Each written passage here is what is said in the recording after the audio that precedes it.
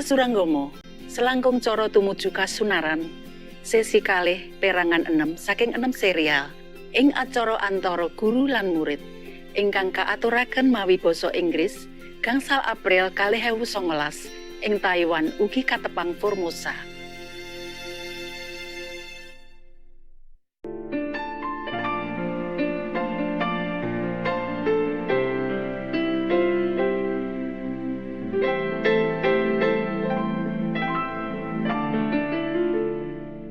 So, this monk, his name is Pilindavasta, arose and bowed at the Buddha and said, when I first left home to follow the Buddha, meaning Shakyamuni Buddha, if they don't mention anything else, meaning that present Buddha at that time, I entered the way. I often heard the third come one explain that there is nothing in this world that brings happiness. Once, when I was begging in the city, I was reflecting on this Dhamma door, meaning this method of the Buddha teaching. Dhamma door, it means a method. Where they say door, because like you can enter through that. That's why they say Dhamma door. Just the same as method, okay? The Buddha taught him that nothing in the world brings happiness. So when he was like begging for alms in the city, he was remembering that and reflecting on that. And did not notice a poisonous thorn on the road until it had pricked my foot. My entire body experienced physical pain. Poisonous thorn. There's such a thing as a poisonous thorn. Be careful where you're walking, huh? With your shoes. When I was a kid, I remember I walked very often barefoot. Yeah, and now I just remember that. How did I do that even? I walked to school barefoot, I walked back barefoot, about 1 kilometer. And I walked mostly around the village from one place to another, barefooted. Yeah, I remember that. And nowadays, I see my dogs walk around without shoes. You can't wear shoes on dogs all the time. And I feel sorry for them already. And then I saw TV, animals, they walk in the forest without shoes. Of course, they don't have shoes. And I said, how do they do that? Won't they hurt themselves? You know, by some thorn or something. Won't we feel hurt on the rough surface? I even feel like that. But now I remember. Now I talk to you because of the thorn, I remember. Yeah, sometimes some thorn also prick my feet. Huh? And kids, you're invincible. You just look at it, you try to pick it out if you can. If not, you ask some of your buddy, try to use. On the road, in the tropical, you always have some thorn, like a cactus thorn, or some bushes will have thorn. When they dry, or something break it, it's on the road, and it prick you, it pin inside. If it's not broken, you can just pull it out, If it's broken inside, it's a problem. But don't worry, I always have solution. There's the thorn that is dropped from the tree. That tree have other thorns. So I pluck one, and use that to dig a hole in where the thorn is and pick it out. Yeah. If I cannot do it because of the special area, I cannot, then I ask my friend. We are very expert because we all walk barefoot and we all have thorn. Now and then to prick our feet. No? We are kids. Kids are the most wonderful time. We are invincible. Yeah? We fear nothing. We know nothing. And we stop at nothing. Yeah. I climb trees, float on the ocean. Yeah, I did. On the back. Just lay on the water. Floating. Yeah, and just enjoy the sun until my face burned. Could not even touch it. Until all the body, becomes so black and burned and red. And you come home, you cannot even touch the sheet. Nothing can come on your body. And I don't remember putting any oil, nothing. We were kids. We were just invincible. We would just heal itself. And we do it again. Not like have bad experience and stop. Because Vietnam have sea everywhere. No? The kids love to go to the beach and lay in there until the sun going, and then our body already all red and burned and suffering, and then go home, ooh, ooh here, ooh there, but then go again. Children, I guess the animals, they're also like that, too pure, too naive, fear nothing, just walk on.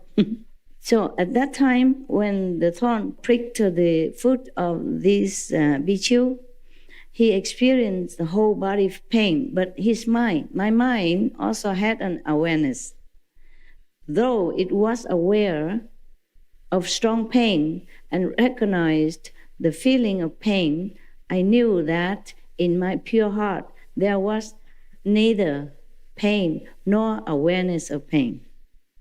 There are two states of mind that exist at that moment of pain caused by the poison. One is the knowing of the pain, feeling of the pain. On the other hand, he knows that there is not true pain, no pain. Because normally when you have pain, you would just focus on the pain and you say, yeah, and then you cannot bear it and you try to, do this and that to take care of your pain or to try to ease your pain, but you don't have another awareness that nothing happened, that your real self has no experience of pain or damage or any trouble of any kind. So because he was in samadhi, he was already thinking of the method that the Buddha taught him. Therefore, he was already in samadhi while he was still walking. It's just like I told you yesterday, I'm doing some job walking, but I don't see things. I don't see the way it is. I see in the purity of my mind. Heaven told me that because you are so pure. That's why you see that so far the way you think it should be. And that because your soul is up, you don't see the whole world, but see a part of it only. That's what heaven explained to me. Because when I came back to the physical, the mind don't capiche anymore. So I have to ask heaven, okay, what happened? So the bhikkhu continue. Pilindavasa continue. I also thought, is it possible for one body to have two awarenesses? He was asking himself.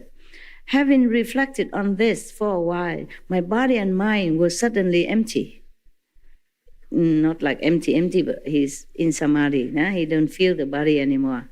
Just like some of you sometimes, or even you leave the body and look down and see, oh, who's that? Sitting there, whoa. So old and crumpled. When you outside of your body, you are younger, vigorous, and happy and beautiful. And when you're a little bit older, you go out of your body, you look down upon yourself sitting there and say, who is that? Whoa. After 21 days, my outflows disappeared. I accomplished a hardship and received certification in person and a confirmation that I had realized the level beyond learning. And the Buddha certified him. So the Buddha asked us about perfect penetration. As I have been certified to that, purifying the awareness and forgetting the body is a superior method. Through that, he attained a hardship. Okay, purifying the awareness and forgetting the body. Can you do that? No. Maybe he don't feel this every day. But he attained to the ultimate of this goal, and then he can return to it on any time he wants. It's not like every day he go find a thorn, prick his body, fit himself just to see if the pain causes him this awareness again. It's just like some of the monks before, they have the awareness of secretive and pervasive at the same time. This monk also experienced a pain, but no pain at the same time. Well, this you must have. Even I have. Sometimes I have trouble or sorrow, but on one hand I know there is nothing can affect me. Very clear. As clear as the nose that I see on the chocolate face. Like that, your chocolate brother. It's very clear like that. On one hand, you are feeling sorry with the situation or with someone or with the world. But on the other hand, very clear that nothing happens really. Understand what I'm saying? Yes. All right, I hope. But you do experience that. Yeah, you do know that. It's just you forget or you didn't pay attention. Pay attention to your progress, okay? So that you know that you progress. And that encourages you to continue. that knowing that you go the right path. That's all. Not because we try to collect experience like medals or or like trophies. Okay, we should know where we are and where we're going. The calendar. Super. Iron Woman, right?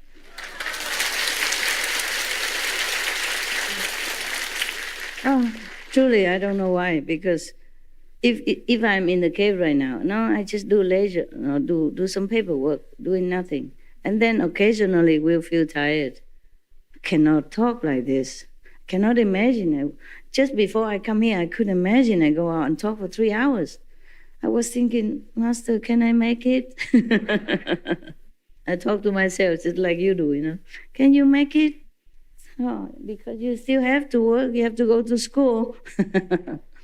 And then it's just going, huh? And I don't have anything special, more than you had. I just have one bowl of this, the rice soup. And what else did I have? Yeah, it was this bean curd tofu. This you cannot eat a lot, it's very salty. Because I don't have appetite. Only that thing can make me be able to swallow the soup. I know if I'm out here, I don't know how many hours until I come back, yeah? So that was the breakfast, no? And then a little bit curry, that you had, that's it. Nothing else. And a little bite of this guava, a bite about this big.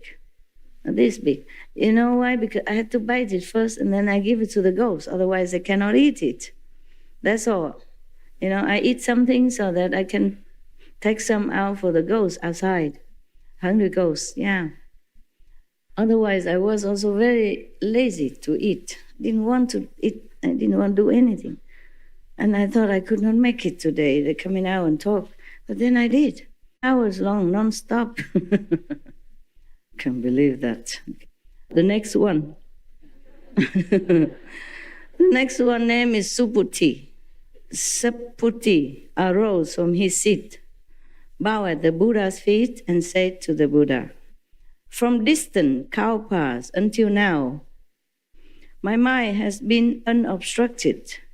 I remember as many of my past lives as there are sands in the Ganges River."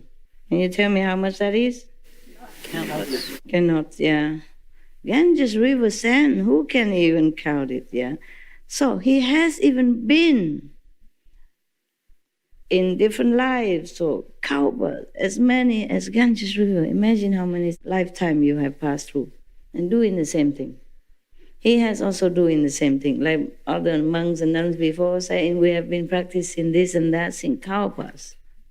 So from the beginning, not that they have to reincarnate. They reincarnate on earth or physical universe for some different reason. They want to help sentient beings, yeah? That's why. And Kalpas after Kalpas, like the Ganges River sand, doing all this tirelessly. Imagine how compassionate these saints people are, the Buddhas are. And we just do a little bit physical work. I'm tired. Can't. Don't want. I'm so tired. Don't want. Don't want to do it. I need to sleep. Wait until you pass your life, then you can sleep all the time. It's coming soon, don't worry about it, sooner than we think. I just blink my eyes more or less and I'm already 30 years more than when I first begin. It seems like only a number, but it's etched in your body and make a real difference, yeah? So now this Bodhisattva Subhuti, feeling like from the beginning in my mother's womb, he even know that. You can see it past life. I knew emptiness and tranquility already when he was a fetus, to the extent that the 10 directions became empty and I caused living beings to be certified to the nature of emptiness. Wow, powerful. Yeah, in the womb already can certify people aware of the illusion of existence, yeah. Emptiness. having received the third come one's revelation that the enlightened nature is true emptiness, that the nature of emptiness is perfect and bright, I attain a hardship and suddenly enter into the third come one sea of magnificent, bright emptiness. With knowledge and views identical with the Buddha, I was certified as being beyond learning. In the liberation of the nature of emptiness, I am unsurpassed. The Buddha asked about perfect penetration. As I have been certified to it, all appearances enter into nothingness. Nothingness and what becomes nothingness both disappear. Turning phenomena back to the void is the foremost method. What mean the void and what mean emptiness? They're the same, okay? They are the same. Void or emptiness is the same. But not emptiness as the emptiness like you all leave this room and the room become just void of anything. It's not like that. Because he said here that the enlightened nature is true emptiness. That the nature of emptiness is perfect and bright. This is when you contact with the light, when you see the true nature of enlightenment, that's the light, which you see sometimes, thanks to the diligence practice. So, turning phenomena back to the void is the foremost method, because he could penetrate all phenomena that turn back to nothingness. And then even the turning back phenomena and the emptiness itself will both disappear. And nothingness will disappear. In the beginning is nothing, and then from nothing spring phenomena and material, physical existence, and even then he can turn it all back into beginning of nothingness. But then even the appearance that enter into nothingness and the nothingness itself will disappear also. Then he became truly enlightened. So he said that turning phenomena back to the void is the foremost method for him. Yeah. Contemplating on the emptiness of all things. And then even forsake the emptiness. That's his method. Well, maybe we talk again later, huh?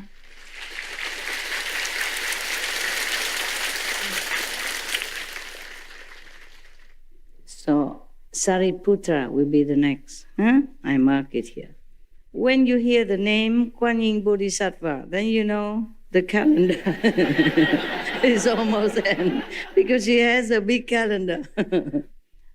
So we have 15 more. We had 10 already. 25 Bodhisattva will tell you different methods of cultivation. I don't blame you if you leave me. You have too much choice. Spoiled with choices. Okay, Monday, breathing. Tuesday, flavor. Wednesday, emptiness. Thursday, void. And Friday, touch. Saturday, Sixth sense. the sixth sense. And Sunday, take a rest, right? Even God have a holiday on. Take a rest on Sunday. Okay. Lucky God. Yeah? I don't have a break on Sunday. We should really thank the past masters, monks and nuns and scholars who have taken time to record the Buddha's teaching after the master's nirvana. And also for the past and present persons, lay or monks or nuns who have really dedicated themselves, sacrificed their time and precious health or under any difficult situation to translate this so that I can read it to you. And we have to thank them. And may they be blessed forever by all the Buddhas, past, present, and future. May their merit be immense. May they be liberated forever. Thank you. Thank you for being good.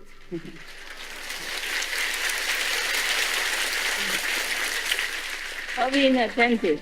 Yeah. Apparently, at least. Yeah. So lucky to see that one. Okay, bye-bye.